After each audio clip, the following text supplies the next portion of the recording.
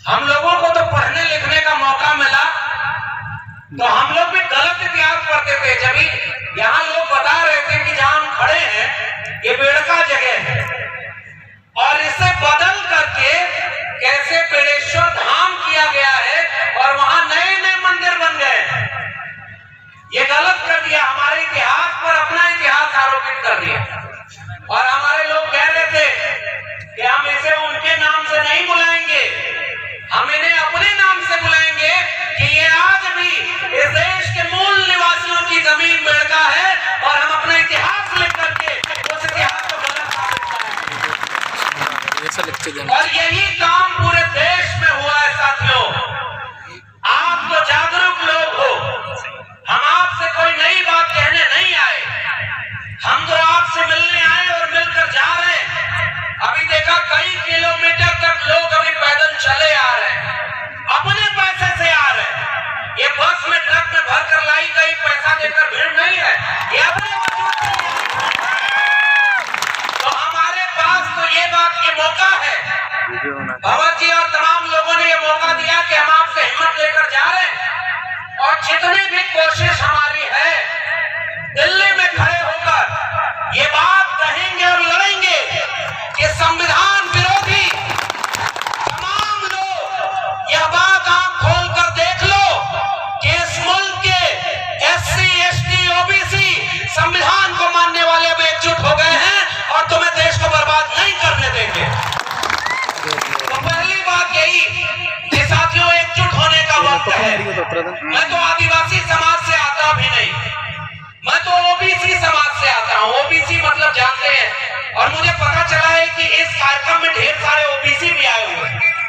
और आपके बारे में तो हमें भी 2 साल पहले पता चल गया था कि जिन आदिवासियों को वनवासी करके तोड़ने की कोशिश हो रही थी, 7-8 साल पहले उस आदिवासी परिवार ने एकजुट होकर सबको जोड़ने की कोशिश कर ली और आपने क्रांति कर दी है भाई।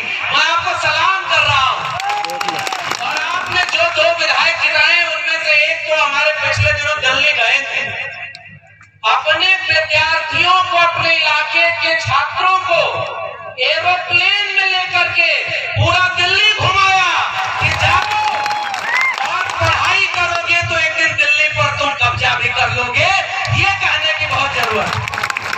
और ऐसे वक्त में ले आए हैं वो दिल्ली जब इस देश में एक प्रधानमंत्री ऐसा बैठा है जो पहले जब चुनाव लड़ रहा था तो वादा क्या किया था कि वो बेच रहे हैं भारत को, मैं चैन से कैसे सो जाऊं, सौगंध मुझे इस मिट्टी की, मैं देश नहीं बिकने दूंगा। आप लोग भी सुने थे ना कि देश बेचेगा नहीं, न खाऊंगा और न खाने दूंगा, ये नारा लगाया था ना। अब जब प्रधानमंत्री बन गया तो 8 साल में क्या कर रहा है, पहले रेल बेच दिया, फिर बैंक बेच दिया, फिर LIC बेच दी, फिर BSNL बेच दिया, हमारी जल जंगल जमीन को बेच दिया, हमारी शिक्षा में 13 पॉइंट रोस्टर ले आया था कि हमारे प्रोफेसर भी न बन पाए, और कहा हवाई जहाज वालों को, हवाई चप्पल वालों को हवाई जहाज में चलाएंगे, हवाई जहाज भी बेच दिया। पूरा देश बेचते बेचते अपने दोस्त को दुनिया का दूसरा अमीर आदमी बना दिया और पूरे देश को नीलाम कर दिया है।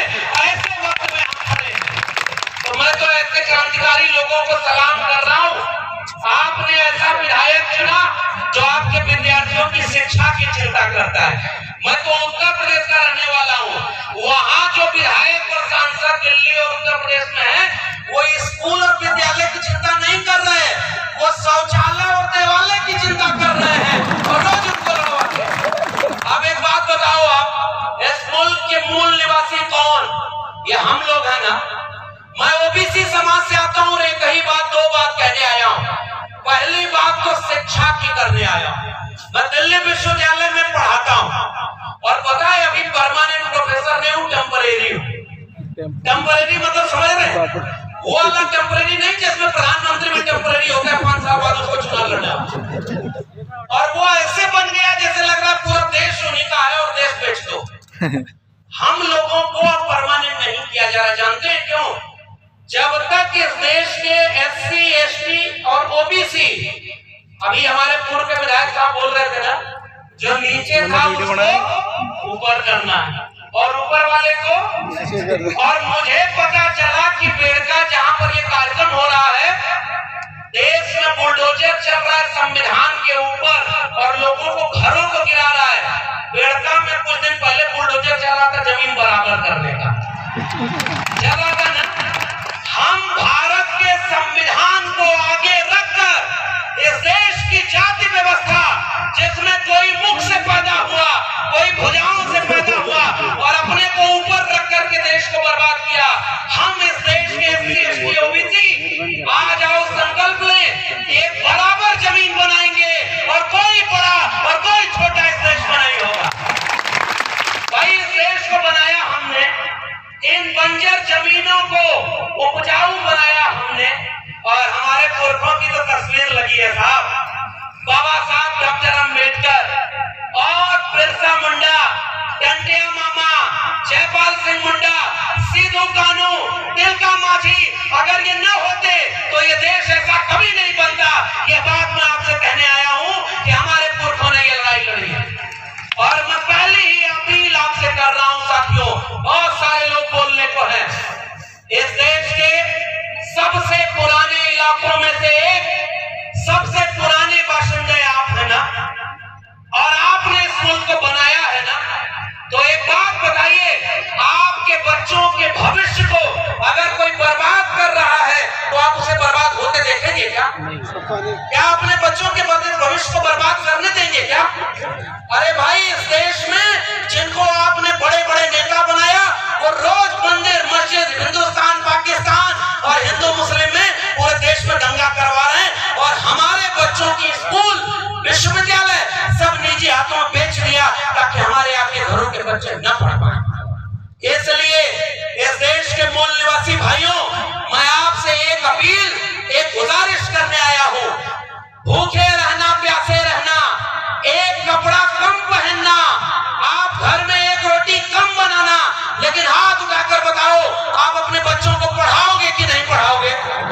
स्कूल भेजोगे कि नहीं भेजोगे? आप सब कुछ सह लेना लेकिन अपने बच्चों को स्कूल भेजना। बाबा साहब डॉक्टर अंबेडकर ने एक बात कही थी, जिस दिन इस देश में मंदिर जाने वाली भीड़ स्कूल जाने लगेगी, उस दिन इस देश में क्रांति हो जाएगी और इस देश को कोई गुलाम नहीं बना पाएगा। तो जो विधायक ने अभी 25, 30, 50 बच्चों को दिल्ली लेकर के दिखाया कि ये दिल्ली है जहां से पूरा देश चलता है, तुम्हें पढ़ लिख करके डीएमएसपी, डॉक्टर, इंजीनियर, प्रोफेसर और जज बनना है। एक बात बताओ, इस देश के आदिवासी लोगों, सुप्रीम कोर्ट में कितने जज आपके हैं पता है? 0 है। आपके हाई कोर्ट में कितने जज हैं? आपके प्रोफेसर कितने हैं? सब 0 हैं लगभग। और सारा कब्जा किसने किया है? 5% लोगों ने इस देश की 90% जगह, जमीन, प्रोफेसर, डॉक्टर, इंजीनियर सब पर कब्जा किया। क्या हम लोग गुलाम हैं क्या? हमारे पुरखों ने लड़ाई लड़के इस मुल्क की मिट्टी को बचाया है ना। मुझे याद आता है बिरसा मुंडा का वो गुलाम, जब उन्होंने कहा था कि हमारी जल जंगल जमीन पर हमारा हक है, और जितने बाहर से आए हैं, चाहे वो अंग्रेज हो, चाहे वो यहाँ के सामंती जमींदार हो, वो सब टिकू हैं, और इन टिकुओं के खिलाफ हम उलगुलान करते हैं और अपने मूल निवासियों के हक के लिए लड़ेंगे। बिरसा मुंडा ने क्या इसीलिए लड़ाई लड़ी थी कि आज 75 साल बाद इस मुल्क के सुप्रीम कोर्ट में आपके जज ही ना हो? आप, मैं दिल्ली विश्वविद्यालय से आया हूं भाई, और आपसे कहने आया हूं कि आपके प्रोफेसर वहां नहीं है। 92 कॉलेज दिल्ली यूनिवर्सिटी के हैं, उसमें से एक भी कॉलेज का प्रिंसिपल कोई आदिवासी नहीं है। ये किसका देश है भाई? न जज हमारे, न वकील हमारे, न डॉक्टर हमारे, न इंजीनियर हमारे, और रोज ये कहते हैं हिंदू मुस्लिम के खिलाफ लड़ाने के लिए। अरे हमारे पुरखों को जब मौका मिला, सिद्धू कानू, तिलका माझी को, बिरसा मुंडा, जयपाल मुंडा को अंग्रेजों के खिलाफ भी बगावत की थी। आज वो लोग शासन कर रहे हैं जो अंग्रेजों से माफी मांगते थे। पहचाने कि नहीं? अंग्रेजों से माफी मांगते थे ना। अंग्रेजों से जो राजा महाराजाओं के इतिहास पढ़ाया जाता है, और हमारे यहाँ खड़े गम्मो कहते हैं, मूंछ पर राजस्थान को डाल देते हुए कहते हैं कि राजपूताना शान है। अरे भाई, तुम्हारी तलवार को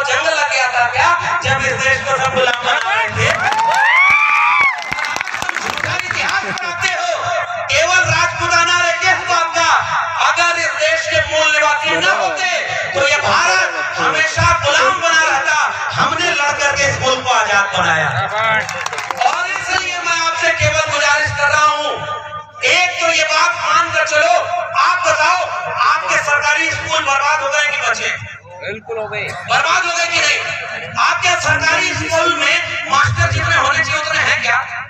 वहाँ बिल्डिंग है क्या? वहाँ पानी शौचालय है क्या? स्कूल बर्बाद कर दिया, पढ़ाई खत्म। जब पढ़ाई खत्म हो जाएगी तो बिरसा मुंडा को पढ़ेगा कौन? सिद्धू कानू को पढ़ेगा कौन? और भारत के संविधान को कौन पढ़ेगा?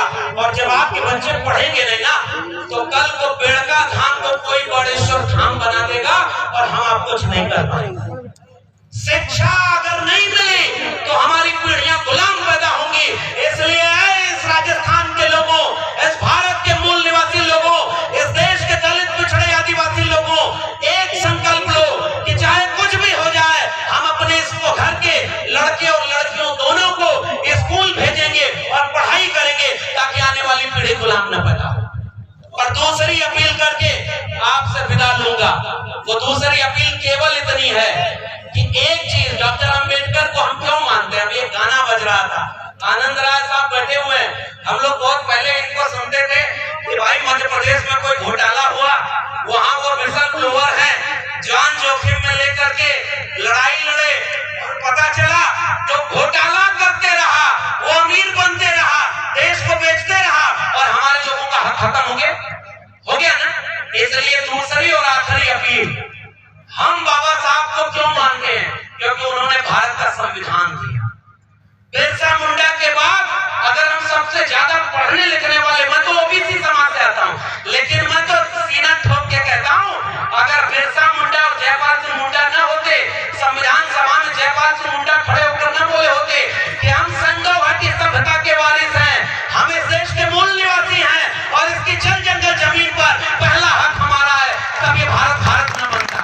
इसलिए जो संविधान बना, बाबा साहब अंबेडकर, ज्योतिबा फूले और साहू जी महाराज से लेकर के बिरसा मुंडा, जयपाल मुंडा, सबने मिलकर एक ऐसा भारत बनाया, एक ऐसा संविधान बनाया जिससे हम सब बराबर हैं। हम सब बराबर है ना। अब तो कोई मुख से पैदा नहीं होता ना, कोई भुजाओं से पैदा नहीं होता ना। अरे भाई, दुनिया में इंसान एक तरफ पैदा होते हैं, यह देश ऐसा पाखंडियों का, यहाँ कोई मुख से पैदा हो रहा है, कोई भुजाओं से पैदा हो रहा है, कोई जंगल से पैदा हो रहा है। यहाँ डॉक्टर साहब अभी बोल रहे थे पाखंड इतना है और पाखंड में देवी देवताओं के लिए लड़ाई हो रही है। एक किस्सा बस सुना दूं, नोटबंदी हुई थी ना, नोट बंद हो गई 500,000 की। एक आदमी जब पुरानी नोट बची थी तो उसको लेकर ऐसे ही किसी मंदिर में चला गया।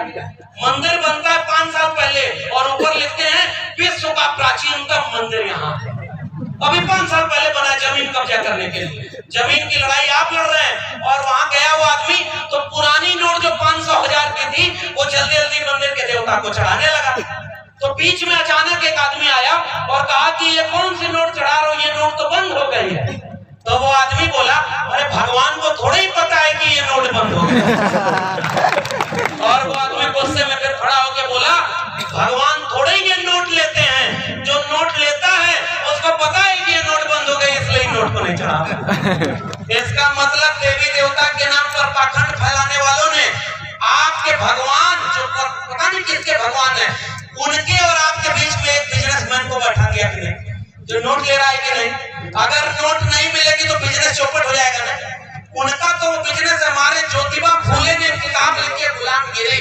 उन्होंने कहा कि जैसे बाल बनाना नाई का धर्म नहीं धंधा है, जैसे लकड़ी का काम करना लोहार का बढ़ई का धर्म नहीं धंधा है, लोहे का काम करना लोहार का धर्म नहीं धंधा है, वैसे मंदिर में बैठ के पूजा पाठ कराना और दान के पेट पर भरना उस पुजारी का धर्म नहीं धंधा है। इसलिए वो अपना धंधा कर रहा, हमारा धंधा। आज ये आखिरी अपील है आदिवासी परिवार के लोगों, आपसे हमें हिम्मत मिल रही है।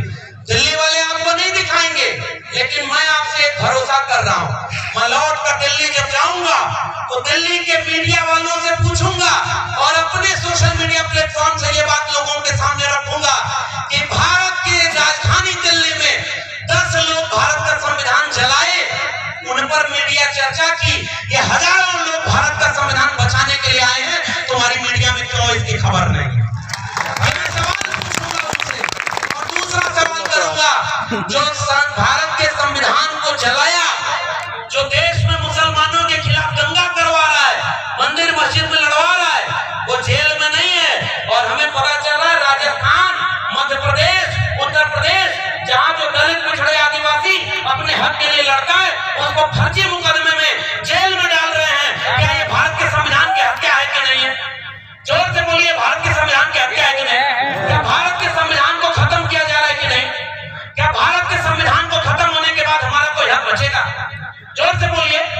भारत का संविधान नहीं रहेगा तो हम रहेंगे क्या? संविधान खत्म हो गया तो क्या हम रहेंगे क्या? अगर SC ST OBC आपस में लड़ते रहे तो क्या संविधान बचा पाएंगे क्या? इसलिए आदिवासी परिवार के लोगों, देखो चुनाव को आपको मैं कुछ कहूंगा नहीं। आपने 2 विधायक ऐसे चुन लिए हैं, एक कह रहा है बराबर करना है और दूसरा अपने बच्चों को पढ़ाने के लिए दिल्ली ले जा रहा है। अब मुझे और नहीं कहना है, लेकिन इतनी गुजारिश करूंगा, अगली बार चुनाव आए ऐसे विधायकों से विधानसभा भर देना जो आपके बच्चों का भविष्य बना है। आपको गुलाम मत चुनिएगा। बाबा साहब से लेकर फूले साहब से लेकर इस देश के दलित पिछड़े आदिवासियों ने गुलाम चुना है, इसलिए वो हमारे बच्चों के लड़ नहीं पाते। अरे ऐसे लोगों को चुनिए जो अपनी कुर्सी के लिए नहीं, आने वाली पीढ़ियों की लड़ाई लड़े। एक काम वो करिएगा। और दूसरी अपील, जब भी जरूरत पड़े इस देश में OBC समाज से आता हूँ और OBC समाज के लोग जहां भी होंगे मैं उनसे एक बात कह रहा हूँ, प्रकृति पूजा हम भी करते हैं। OBC समाज में कोई पाखंड, कोई पुजारी की जगह ही नहीं।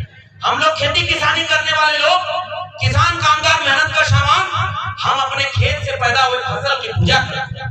हम नदी नाले और पर्वत पहाड़ की पूजा करते थे जैसे हमारे आदिवासी करते हैं।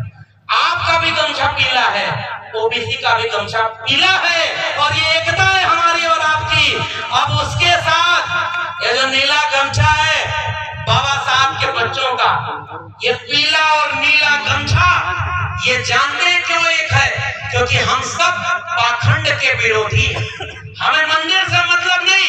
ये मंदिर वैसे भी इस देश में कम नहीं था। इस देश में गली गली में मंदिर था और मंदिर से हमारे बच्चों का कल्याण तो नहीं हुआ, भारत के संविधान से हुआ ना। मैं प्रोफेसर बना तो किसी मंदिर से नहीं। अगर इलाहाबाद विश्वविद्यालय और दिल्ली विश्वविद्यालय न जा पाता तो आज आपके बीच में प्रोफेसर बनकर आंख में आंख डालकर जालिमों से ललकार कर कहने नहीं आता कि तुम जालिम हो और हम तुम्हारे खिलाफ खड़े। इसलिए वो जो संविधान हमें हक दिया है और हमारी एकता, हम OBC समाज में कौन लोग आते हैं? जो किसान कामगार मेहनत कर, और आदिवासी कौन लोग हैं? जिन्होंने इस प्रकृति को बचाया। अगर इस देश में आदिवासी न होता दुनिया में तो ये कब की दुनिया तबाह हुई होती और जल जंगल जमीन कभी बचता नहीं। अगर जल जंगल जमीन बची है तो आदिवासियों के लिए बची है, आदिवासियों ने उसे बचाया। एक बात कहूंगा राजस्थान के लोगों, भारत का नक्शा कभी उठाइए, 3 नक्शा लीजिए। पहले नक्शे में भारत का भूगोल बनाइए, जहां पहाड़ नदी नाले होंगे, जहां सबसे ज्यादा खनिज संसाधन होगा, वहीं आदिवासी होगा। इस बात को समझिए। और आपकी जमीन छीनी जाएगी ताकि किसी अंबानी और अडानी के हाथों आपकी जमीन और खनिज संपदा बेच दी जाए और आपको मजदूर बना दिया जाए। क्या आप मजदूर बनने को कबूल करेंगे? क्या जगह जमीन छोड़ देंगे क्या? और वही जल जमीन तो हमारी OBC की भी लड़ाई है। अगर खेत नहीं होगा तो इस देश का OBC भी कुछ नहीं कर पाएगा। तो जल जंगल जमीन और आत्मसम्मान की लड़ाई SC ST OBC के 90% भारत की लड़ाई है। हम 90% हैं। और अभी एक नारा लगाता, वही नारे लगाकर अपनी बात करूंगा कि जय जोहार का नारा है, तो जय जोहार का नारा है। और एक नारा और दिल्ली में हमने लगाया था, एक तीर एक कमान, तो एक तीर एक कमान। तो इस बात को मैं आपके सामने 2 ही बात किया, शिक्षा और स्कूल बचाइएगा, भारत के संविधान को बचाइएगा और इस मुल्क के 90% लोगों, आओ एकजुट होकर के इस देश में 90% हम कमेरा लोग हैं, 10% लुटेरा लोग हैं जो देश को लूट रहे हैं। उन लुटेरों के खिलाफ हमारी जंग जारी रहेगी। बहुत बहुत धन्यवाद। जय भीम, जय मंडल, संविधान जिंदाबाद, इंकलाब जिंदाबाद, उल गुलाम जिंदाबाद।